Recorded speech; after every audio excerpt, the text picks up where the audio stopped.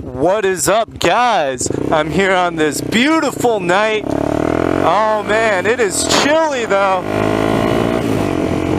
I'm not usually one who really enjoys night riding, but nowadays I'm just so busy. Don't really get any time to go riding, and nighttime is pretty much my only option. It is about 53 degrees right now, and let me tell you, the lower part of my body is absolutely frigid. I am wearing a sweatshirt and my riding jacket.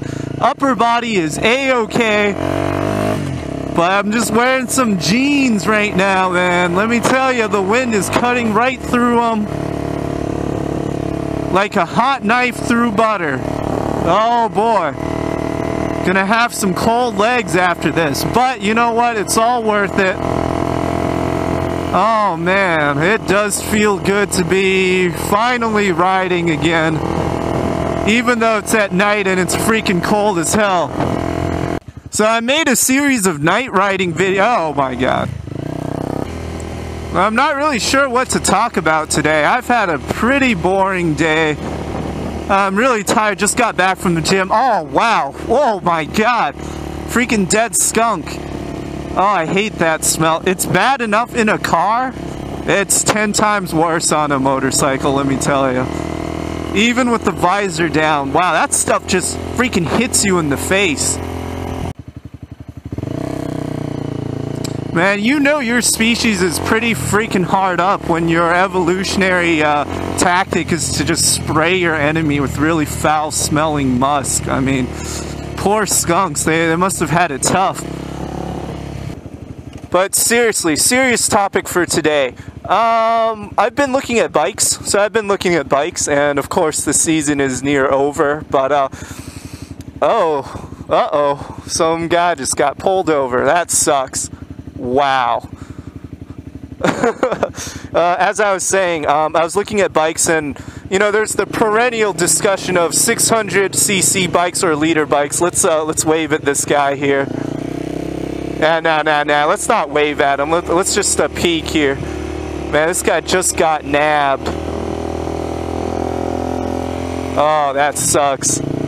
That sucks. So, 600cc versus liter bikes. I'm sure you guys have heard all sorts of different discussions on them. I'm not going to bother going over the pros and cons in this video. I'm just going to share what I think. So, for me personally, my biggest thing is this, alright, so the liter bikes, they're not that much more expensive than the new 600cc bikes, right? So it's almost like you might as well get one. But on the other hand, how much of that extra power can you really use all the time? Not much, but depending on the specific bike, let's say the CBR 600 versus the CBR 1000RR. Granted that there is a, you know, fairly significant power difference. The power delivery is also quite different as well, even though I guess Hondas are known for their overall smooth delivery compared to some of the other Japanese motorcycles. But still, that has to be factored in, because on one hand, you know, you kind of, the amount of power that you get with the 600cc bike is definitely more than what I personally would need on these streets, like, let's be honest. But then again, the power delivery is a little bit different than the 1000 liter bikes. Again, I haven't had the opportunity to ride either, so I can't really speak from personal experience. What is this? What is your problem? What is your problem? I can't speak from personal experience, but one of the things I keep on hearing is that 1 liter bikes are just so much heavier. You know, it's not as fun in the corners, but I have to slightly disagree. Man, something is going on tonight. We are having bad luck here tonight, guys. Oh, geez. I lost my train of thought. 1 liter bikes, not as heavy as people might think. For example, the 1000RR, I think it's like, what, like 30 some pounds heavier than the CBR 600? So it's not really all that significant, right? And in terms of the overall dimensions of the bike, it's not that much bigger. As far as I can remember, the seat height is actually slightly shorter, which is great for me as a really freaking short rider. Oh. Wow, I cannot see. This is the problem about riding at night. My night visibility is drastically decreased. I don't have night blindness, but I think I'm pretty close. That's not exactly confidence inspiring.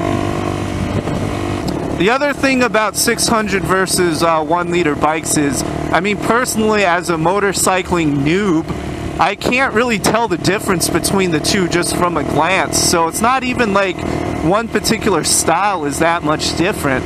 I love how both look, the CBR 600 and the CBR 1000. And I honestly can't tell the difference. There are some small, minute differences, such as the side mirrors and stuff like that. I definitely like the 1000 side mirrors a little bit better.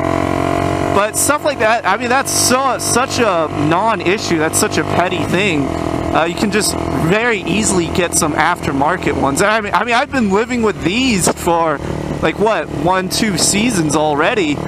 So that's not that big of a deal. I feel like ultimately it really comes down to, I really want to be able to ride both and really see what the major differences are, if there are any major differences for everyday riding, because let's be honest, again, I'm going to be using it mostly for, you know, daily commuting, running errands and crap like that. So I'd be really interested to take them on a test drive. I think the one thing that gets people in trouble about those bikes, it's not necessarily people want to speed all the time, but let's be honest, people like speeding. People like speeding in Priuses, as you guys saw in my previous video. People just love speeding, but the problem with those bikes is they just have like a really bad rep with the public, and that's really unfortunate because, again, 99% of the riders are really, really cool, chill guys. You know, just like you and me, pop a few wheelies here and there, but nothing major. And they just get such a bad rep from a few guys who are like, you know, ripping it on the highways and stuff like that. Which again, I mean, it's my personal opinion that they're not really bothering people that much. But yeah, that's my own opinion. Dude, it is freaking cold as hell. My legs are about to fall off. It's like I have two little icicles gripping the side of this tank. They're about to fall off at any moment. And honestly, it's not even that cold. Again, it's like 50 degrees at the most, but oh my god, 50 degrees in jeans. You definitely don't want to do that. Get yourself some nice riding leathers, some nice textile pants.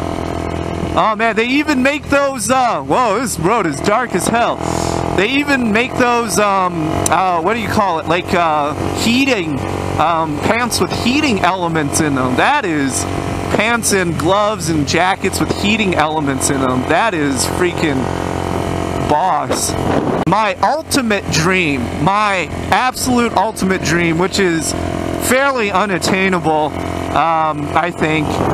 My ultimate dream is to go to the Isle of Man TT. So for those of you guys who aren't aware, Isle of Man, it's a little island in Great Britain off the coast of England, tax haven apparently. And every year they have a tourist trophy where motorcyclists from all over the world, you know, they get sponsored. They go on their public roads, which are pristine, by the way. If you can imagine a tax haven's pristine riding roads, and they just rip on them 170 miles an hour, full tilt, through the small towns, through the countryside, everything. And it is amazing. It is the experience of a lifetime. And every year, unfortunately, someone gets seriously injured or killed. I'm not sure if I can turn right on red, but I think I am going to. Can't tell if this guy's still going straight. He is going slow. Oh my god. That guy was like going like 10 miles an hour. Anyway, the Isle of Man TT, Isle of Man, oh my god, I can't speak. Isle of Man Tourist Trophy. If anything, I just want to spectate. I want to see these guys ripping through the corners, those corners at like 170 miles an hour. It is just crazy. I've seen some of the GoPro footage, and it doesn't even look real. You know, it looks like it's sped up, but it's not. That's just how fast they're going. Again, on normal roads, kind of like this, except much better paved. Much better paved. Oh man, you don't want to hit a pothole at 170.